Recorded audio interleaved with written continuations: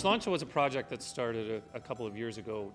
Rob and I had done a lot of theatrical work together and decided we liked the challenge of possibly writing a full-length musical together. We took a time in history, the Irish, the Great Potato Famine, which was in the mid-19th century, and many people suffering in Ireland decided to make the trek across the ocean and either go to America or Canada. So we did quite a lot of research to look at where people arrived in Canada, and at that time it was New Brunswick, which actually was not a part of Canada at the time. Well, Granny, we'll make the best of it, and before we know it, we'll be in New Brunswick. Oh, you're supposed to make me feel better. That turned me milk sour. Here, do your thing. Where's me special box?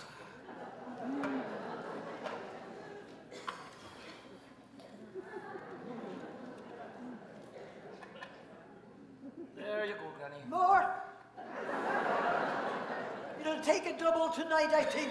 We wanted to focus our story around one particular family and their struggles and hardships in Ireland and what drove them to come to live in Canada. The play starts off actually in Ireland on New Year's Eve in 1847, and the family, the O'Malley family, are about to leave Ireland and come and settle in Canada.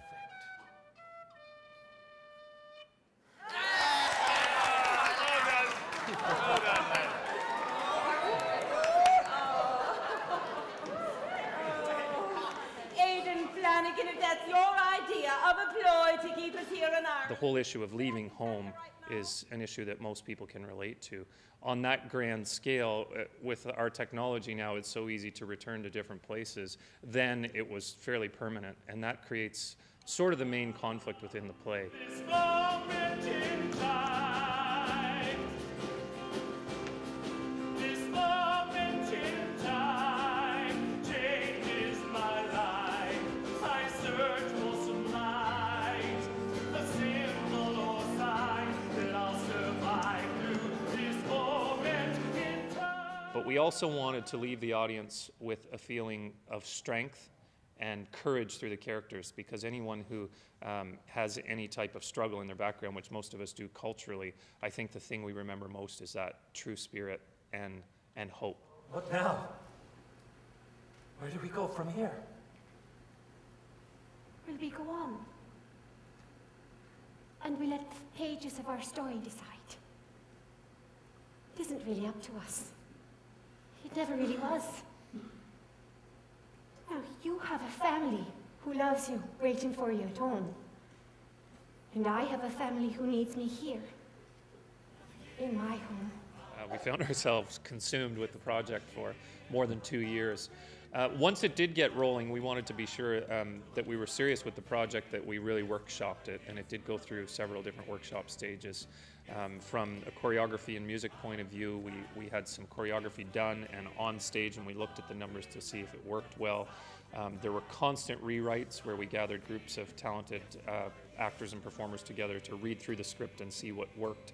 And at that point, Rob would go back to the drawing board, and through the dialogue together, we'd edit, and just trying to improve the project. So by the time it got to a performance workshop stage, we had the best product that we could possibly have at that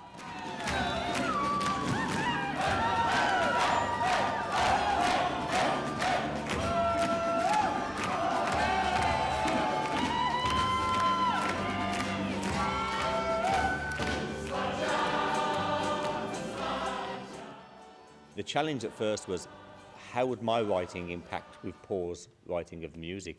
And it soon became evident that they worked so well together. We were both completely on the same vein, and that was the biggest thrill about doing this. I would spend hours on the telephone, Paul saying, I've just written this scene, what do you think? And he would say, oh, that's terrible, or he'd say, no, that sounds good, and he would add his input.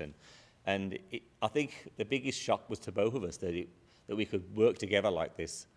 And it gelled, and it became something really great, you know. I don't hate Mr. O'Malley. I thought you were talking about Danny. Oh, did he hurt you, Blossom?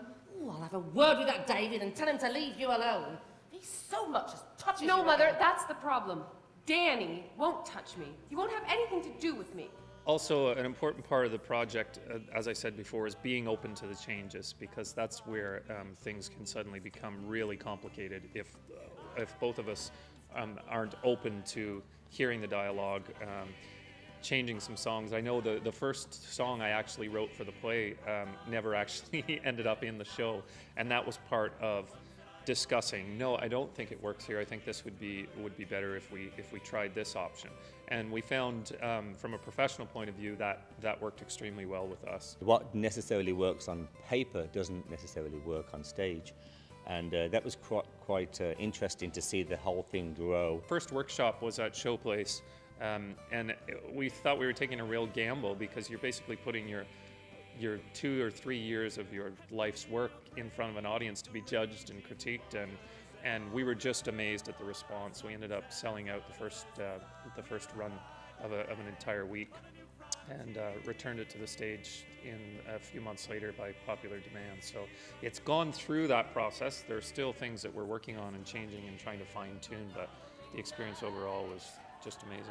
She hit the road, left you in the cold. You're hanging on to life by a thread.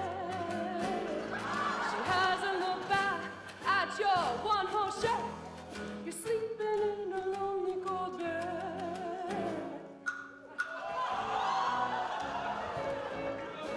I know what you need. Hey, I've got the time. And broken hearts and blues don't mix with whiskey and ice. I see what she done. Hey, but never you mind. Tonight, I feel unusually nice. She hit the road, left you in the cold. I've seen it all before this ain't news. You're fighting each day to keep her memory away. You're pining and you're whining the blues. Everybody likes to claim to have a little bit of Irish in them. I think that is because of that feisty Irish spirit that has gone through many hardships for all the years. Everybody wants to have a part of that, and the Irish are so well known all over the world. I mean, there was Ireland, this little island off the coast of Britain, and even the English couldn't control them. You know, they had their own spirit, as they still do today. And I think a lot of people, a lot of audience relate to that.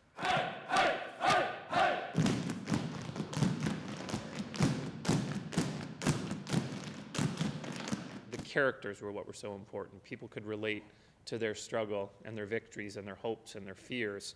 And yes, it was set during 1847-48, the potato famine in Ireland, but so many people even today can relate to the central themes and struggles of the story. There's nothing left to say, Dan. Kathleen, I have a million questions eating away at me. Well, go ahead and ask your questions, but you may not like the answers.